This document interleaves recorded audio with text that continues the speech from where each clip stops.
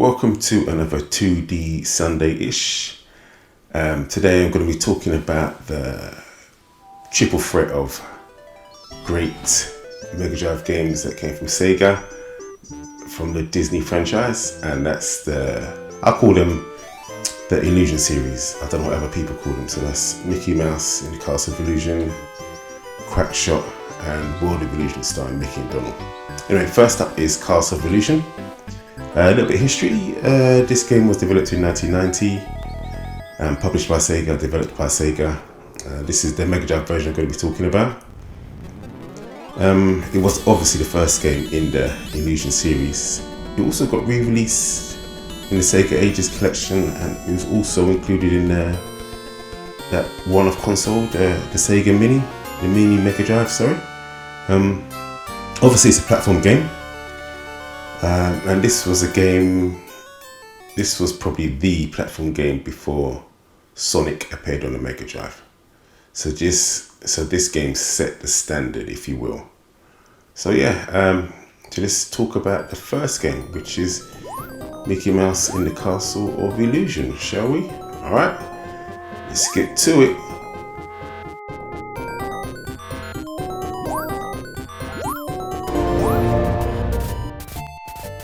Let's have a look at the animation for this game. I mean, look at that idle animation. Really cool. He just stands there, this little bop that he does. I'd never seen that back then. It just wasn't a thing I'd seen in 1990 on a home console game. I mean, look at that, this idle animation. And when you're near an edge, he's almost falling over. It was so cool. I remember this was way before Sonic. We hadn't seen Sonic, so this was just the de facto for a platform game, the best platform game in the Mega Drive, in my opinion.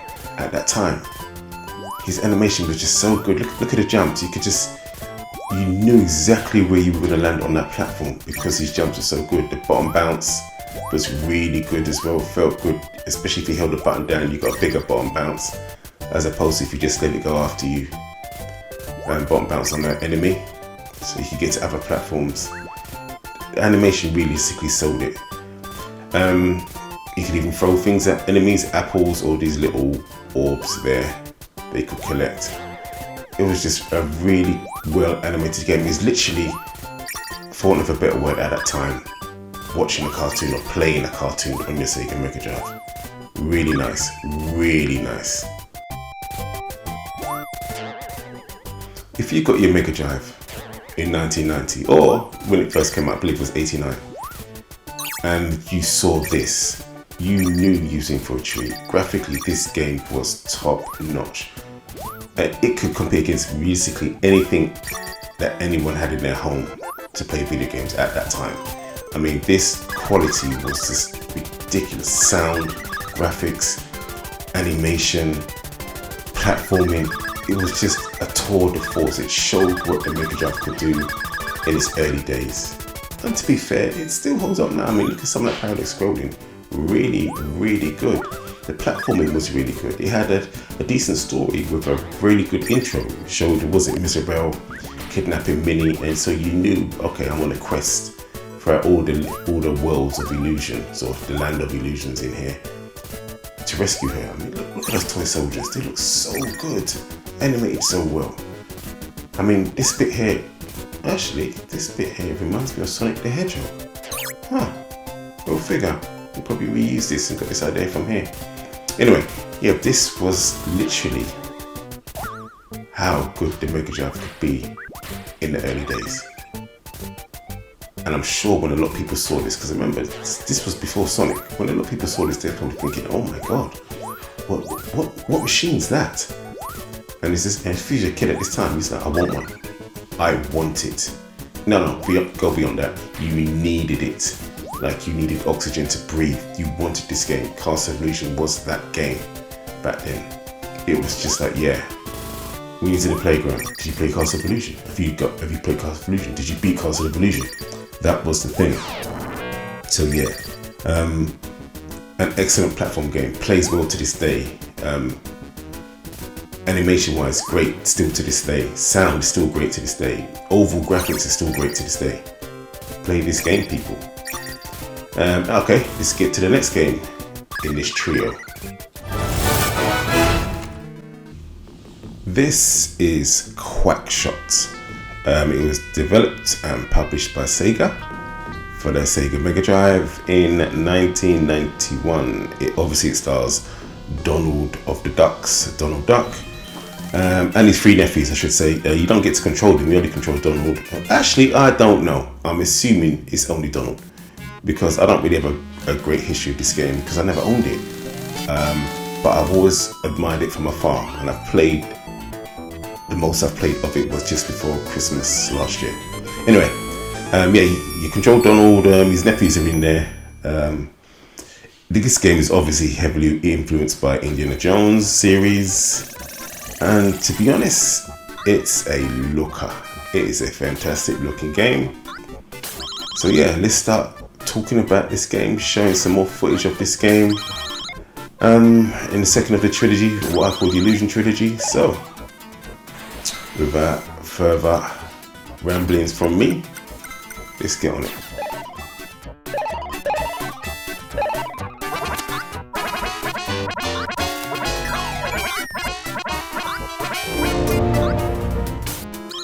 Can we talk about the graphics of this game for a moment? My God, they are stunning.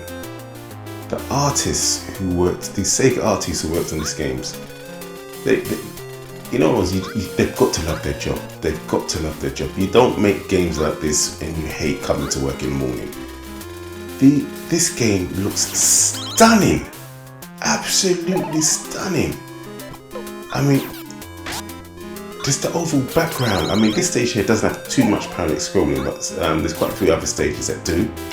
It just looks crazy how good it is. It's just so. I mean, come on, people. This was 1991. Just look at what we're looking at here. This is like playing another cartoon again. Absolutely ridiculous background stages. Crazy how good they looked. It's just, yeah, wonderful animation, wonderful parallel scrolling. Brilliant colours, absolutely great use of colours here. So yeah, that's all I've got to say for this. Just overall background graphics are superb for this game. Absolutely superb. I have to say, I do like the character animation as well. His animation just suits his character. I mean, as we saw with Mickey Mouse and Castle Evolution, his animation suited Mickey. Donald's animation suits Donald Duck. It's just like, yeah, that waddle looks really cool, really cool. It's animated really well. Round of applause to them. It's just, once again, another looker, another great looking game. Okay, what's next? Shall we talk about? Let's talk about the actual platforming. It is a platform game. I would say this is like an early Metroidvania. Because certain parts in the game you just cannot advance. You have to go back and forth, get items and what have you. You speak to people, they give you clues, you know what you're supposed to get. It's like an early Metroidvania game before people probably knew what Metroidvania was. So yeah, really cool gameplay, really cool platforming. The platform feels really good. His main forms of attack is from his plunger. You can have other bits into there, like you saw with the bubbles and what have you. So you can attach other bits to it to help him complete his task, basically. And he's globe-trotting. Just like all the Disney games here, they're not particularly violent. You won't see any blood or anyone really get hurt as such. Everything's more of a, oh, you failed, try again. Like here, my guy ain't drowning. Nope. I can't remember if I got something so I could go underwater, but he ain't drowning. So yeah, there you go. That's the way that Disney and Sega did these games back then. Like I said before in my intro for this game, oops, sorry, I knocked the table. I don't have the biggest history with this game. It was always one of those games I wanted, but some other game always wanted more. So, and to be honest, it was Donald. I knew the game looked good, but I wasn't exactly like a Donald fan. I mean, if we're talking the most recognizable characters, it's probably Mickey Mouse, Mario, and probably then you got Donald, or at the time it's probably Bugs Bunny or something like that. Yeah, so my main time playing this game, oddly enough, was last year, which was, okay, someone's listening to this video, would have been December 2023. That was when I really got a chance to sit down and play this game, and I thought it was great. The only negative I have with this game, I don't think the sound is that good. The general sound effects and the background themes, the stage music, I think they're okay to good. They're no way near as good as Castle of Illusion, in my opinion. They are alright, like I said, they're good to okay. I think they could have been better. I'm surprised even at this time that there wasn't like a little bit of speech in the game. I mean, this is probably a 4 meg cartridge, but there could have been a little bit of speech in this game, I feel. But yeah, that's the only negative I really have for this game. Everything else, in my opinion, is quite frankly great. I don't feel the game is as good as Castle of Illusion. Not just because of the music, but just the overall gameplay. It's a good game, but I think Castle of Illusion is a special game. But yeah, if you do get a chance to play it, you will enjoy it. It's a great game. Just audibly, it's just a little bit weak. But apart from that, wonderful game. I mean, just look at it. Just look at that. My God, does it look good? All right. Anyway, let's get on to the next game, shall we? Okay. The third and final game in the Illusion series is World of Illusion, once again developed and published by Sega and released in 1992. I believe this is also included on the Mega Drive Mini, that mini Mega Drive that came out. When did that come out? Was it 2019 or something like that? Anyway, yeah, I believe this game was also on there as well. Basically, Mickey and Donald are transported by an evil magician or sorcerer, aka Pete, as per usual, into another world, and they have to work together to get back home. That's the premise of this game. This game is something else. I think we need to talk about this game. I'm hoping I've got enough footage of this game, because this game is single player and it's a co-op 2-player, which is something that neither of the previous 2 games have. So yes, it's one of those games you can play with a sibling. Yeah. Anyway, enough of me narrating. Let's start talking about the game when it comes to its graphics, sound, animation, platforming, stages, yada yada yada, all that good stuff. All right, come on, let's go.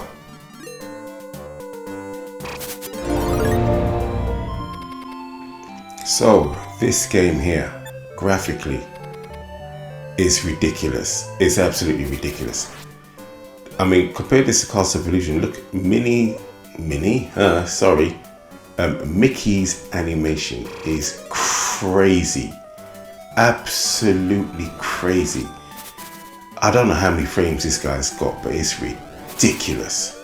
The backgrounds don't have as much parallel scrolling as I would like on certain stages, but what you do get is a ridiculous amount of animation for the main characters and the enemies on stage as well. So for example, as you can see, like his cape, really well animated, enemies really well animated, but the leaves and the bushes are very static. You can't have it all. This was a 16-bit system. There's only so much memory to go around. But my God, it's ridiculous how good it is. Absolutely ridiculous, that the animations. Crazy good. What I did find as a really big improvement was the sound. There's even little bits of speech for Mickey and Donald. I believe it's when they get hit. So that's nice. Obviously it's a bigger cartridge. I should have done a bit more research. I don't know how big the cartridge is. 16 meg or 24 meg? Definitely not 8, that's for sure. Yeah, so the sound is nice. The stage musics are really cool as well. A big upgrade for the sound, I'd say. Really big upgrade. So that's another thing. I mean, look at Donald here. Look at his animation. My God, crazy. Sorry, stop going on about animation. Stop going on. Again, the sound is really good. It's really cool. The little bits of sound effects that when you hit them with your cape and stuff like that, that's nice. Oh God, look at the animation. Look at that animation, people. Once again, unfortunately, I don't have the biggest history with this game. We did borrow it when I was younger and played it on an actual Mega Drive, myself and my brother. But we didn't get very far because at the time, I think the person who owned it had to take it back. I can't remember why, but anyway. The stages in this game are really well designed. Obviously they're designed for a particular mechanic because this game is co-op. I'll talk about that in a minute. But the stages are nice. If you play the game single player, from what I noticed, you don't see every stage because there are some stages that are strictly for co-op. You get through you don't miss anything, but it's like in the co-op parts they give you little bonus stages, and then you go into other stages which you would normally see in the single player mode. So yeah, the stages are designed really nice. Like I said, you don't see all of them in single player. The nice thing about single player mode is that you can pick either Donald or Mickey, and Donald's in his classic sailor outfit. I would say he looks more like his classic self from, what should we say, the 50s, 60s, realistically. His body type and shape is not as, for want of a better word, chunky ass, fat bottom. He's still got that good waddle. But anyway, here we go. Here's the two-player co-op that my friend Chowster and I played. It's really cool. I like the way that it's not just two-player, it's two-player co-op. You need to help each other out to get through the stage, otherwise you must just play single player. If you don't, you will not get through the stage. The game will not let you move on. So I'm going to show some bits here. This is just us messing around. As we saw in the single player part, the catapults, stroke seesaws, whatever those things are called. There's a boulder on one side or an acorn, whatever it is. But here, and once one person gets up, he pulls up the other person. And you two use each other to get up the stage, which is pretty cool.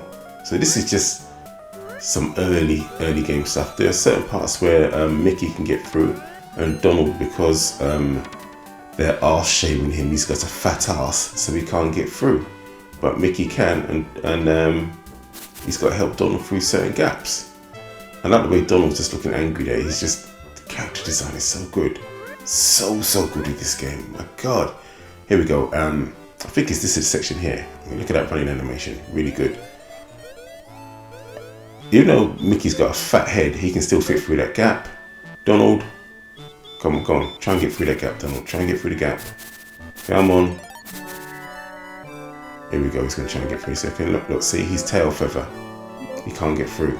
So therefore the stage won't advance. So Mickey now has to help getting through that thing. He just pulls him through basically. Nice animation there. Very cool. Very cool. This game's just so good, so excellent. And another stage. This stage isn't in single player. Well, I didn't notice it anyway. You have to keep it jumping up and down on the seesaw thingy for us to get through. If we don't get through the stage, and you roll back down. Come on, keep jumping.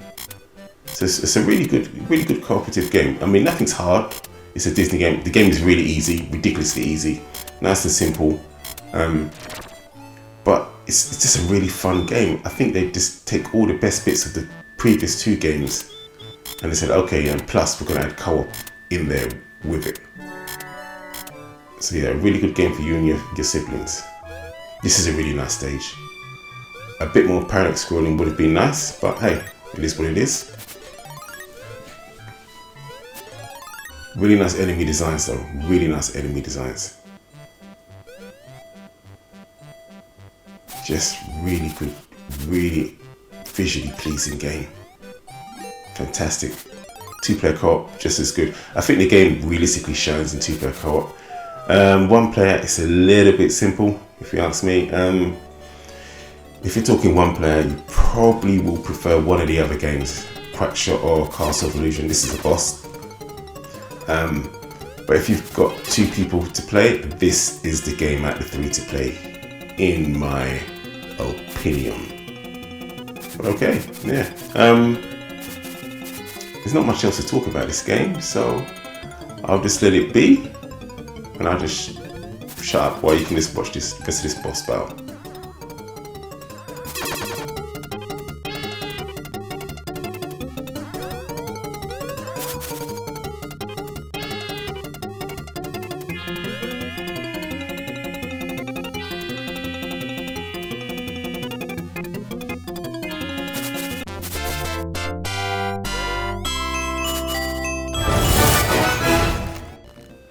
Well, I hope you enjoyed my look at these 3 games.